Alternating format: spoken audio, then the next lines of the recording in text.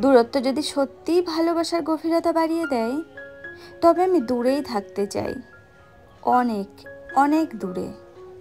আপনজনেরা যদি আমাকে আপন ভাবতে কুণ্ঠাবোধ করে, তবে গোটা পৃথিবীটাকে আপন বানিয়ে ফেলবো।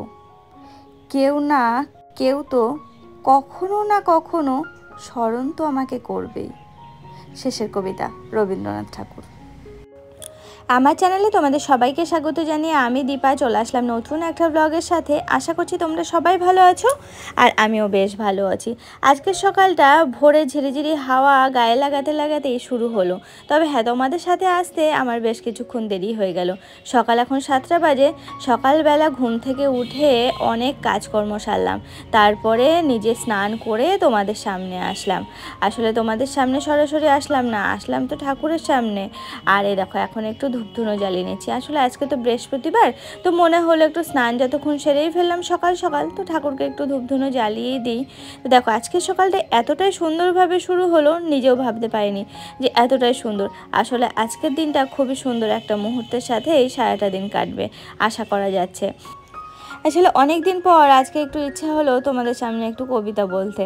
আসলে না, আমার মনের মধ্যে সকালবেলা ঘুম থেকে ওঠার পর থেকে এই একটা জিনিসই সারাক্ষণ মাথার মধ্যে ঘোরপেচ করছিল। তো মনে হলো না হয় একটু কবিতার মাধ্যমেই তোমাদের সঙ্গে সেটা শেয়ার করি। তো সেটাই আর কি, একটু কবিতার মাধ্যমেই তোমাদের সাথে শেয়ার করলাম, তাও একদম সকালবেলা। দেখো জানি এটাতে অনেকে অনেক কথাবার্তা বলবে, না কোনো কথা বলার কিছু নেই, জাস্ট কবিতাটা আমার ভালো লাগে, আর এই ব্যাপারটাও আমার বেশ ভালো লাগে। তো সেই জন্যই আর কি এই কবিতার মাধ্যমেই তোমাদের সামনে প্রকাশ করলাম। তবে হ্যাঁ, আমার কোনো ভুল ত্রুটি থাকলে তোমরা অবশ্যই আমাকে ভুলটা ধরিয়ে দিও, তবে উল্টোপাল্টা কথা বলো না, এটাই আর কি তোমাদের কাছে আমার রিকোয়েস্ট। চলো, সকালটা আজকে খুব সুন্দরভাবে শুরু হলো। সারাটা দিন কীভাবে কাটে যতটা পারি তোমাদের সাথে শেয়ার করব। সকলকে জানাই শুভ সকাল। আশা করছি তোমরা সবাই ভালো আছো, আর আমিও ভালো আছি। দেখো সেই অর্পণ গেছে 5টার সময়, 5টার সময় ঘুম থেকে উঠেছে, সরি 5:45টার সময় ঘুম থেকে উঠে একটু চা টা করে দিলাম ওকে, একটু চা খেয়ে ও বেরিয়ে পড়লো। আর সেই থেকে আমি কাজে লেগেছি। এখন বাজে সকাল 7টা। তো সকাল 7টার সময় মোটামুটি স্নান টান করে ফ্রেশ হয়ে তোমাদের সামনে আমি আসতে পারলাম। ঘরে বিছানা থেকে শুরু করে মানে বেড কভার থেকে শুরু করে সমস্ত কিছু আজকে ক্লিন করেছি, ঘর দোর সব পরিষ্কার করেছি, প্লাস হচ্ছে বারান্দা থেকে শুরু করে সব কিছু মোছামুছি আর কি, যা যা ছিল সব কিছুই আজকে কমপ্লিট করলাম, যেহেতু আজকে বৃহস্পতিবার।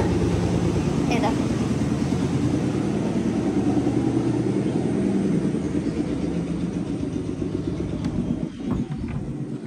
বৃহস্পতিবার হওয়ার কারণে আজ অন্যদিন একটু হলেও ঝিমকি দিই, তবে আজকে আর কোনো রকম ঝিমকি দিইনি। সেই সকালবেলা উঠেছি, উঠে শুরু করে দিয়েছি কাজকর্ম, হাত দেওয়া।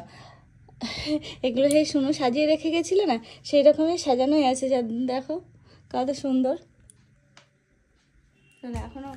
তোমরা আমার কাছে আমার স্কিন কেয়ারের রুটিনটা চেয়েছিলে, হ্যাঁ একদিন দেবো, তবে আমি সেরকম কোনো কিছু কেয়ার আমি করি না স্কিনের।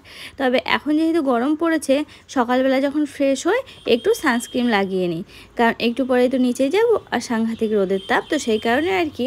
এটা তাও অর্পণ আমাকে বলে রেখেছে যে একটু সানস্ক্রিন লাগিয়ে রেখো।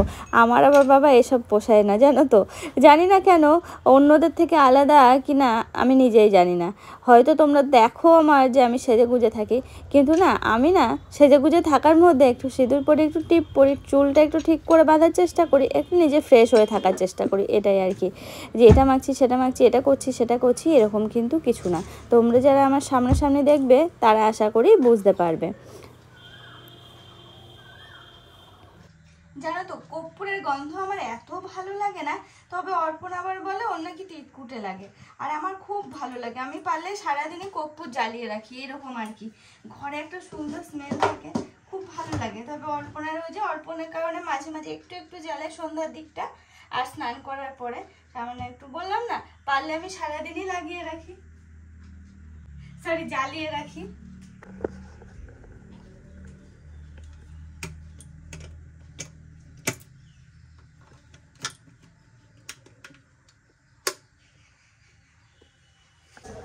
চলো ঘরটাকে ফ্রেশ করলাম, নিজে ফ্রেশ হলাম, এবার যাব নিচে।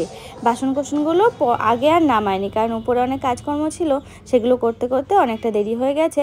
তো ভাবলাম একবারে সব কিছু সারি, নয়তো আবার একবার নিচে যাবো আবার উপরে আসবো, এই করে করে এমনিতেই সারাদিনে অনেকবার আপ ডাউন করা হয়, আর সেটা আমি করতে চাইছি না। ওভেনের ঝিকটা না বাইরে রয়েছে, তো ওইভাবেই চা করে নিলাম।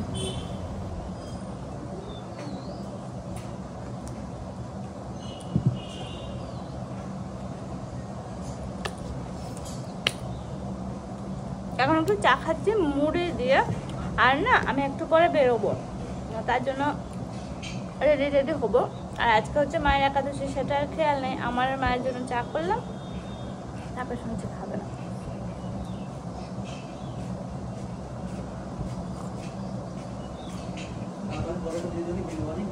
হ্যাঁ হ্যাঁ চা আছে, চিনি দেওয়া নেই, মাকে বলবে চিনি দিয়ে দিতে।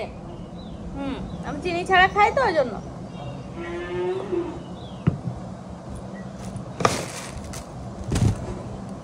এই দেখো সকালবেলা ওই যে অর্পণের গাড়ির আওয়াজ পেলে এ চলে আসে, আর তো অর্পণ এই সবে মাত্র এসেছিল একটু বাইক নিতে, তো এই দেখো এ চলে এসছে অর্পণের পিছন পিছন। নে সকালবেলা আর কি দেবো, বিস্কুটই খা, এখন আর ভাত হয় না এখনো। ওই দেখো আজকে ওইগুলো নেড়ানো হচ্ছে, কাকু নেড়াচ্ছে। আজকে সকাল সকাল লেগে পড়েছে কাকু, 5টার সময় লেগেছে না বলো কাকা? আমি উপর থেকে দেখলাম, আমি ভাবছি তুমি মানে বাজারে গেলে, তুমি এখানে ঢুকেছো তা জানি না। ও 5:30।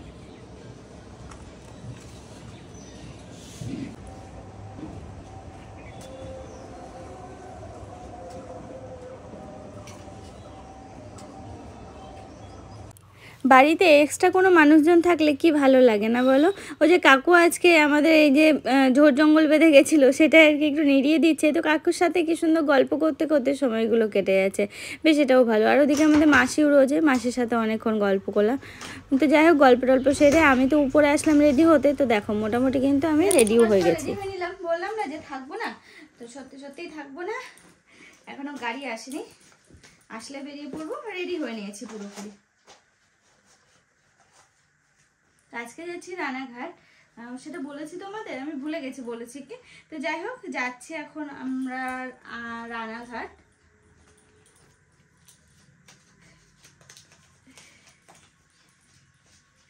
কি অবস্থা, খারাপই বুঝে আমাদের কেরাম হয়। স্ক্যান দেখিয়ে আছে, হ্যাঁ বলেছে মাথা নাকি একটু রক্ত বেরিয়ে আছে। ওষুধের সার হয় জানি কি হবে।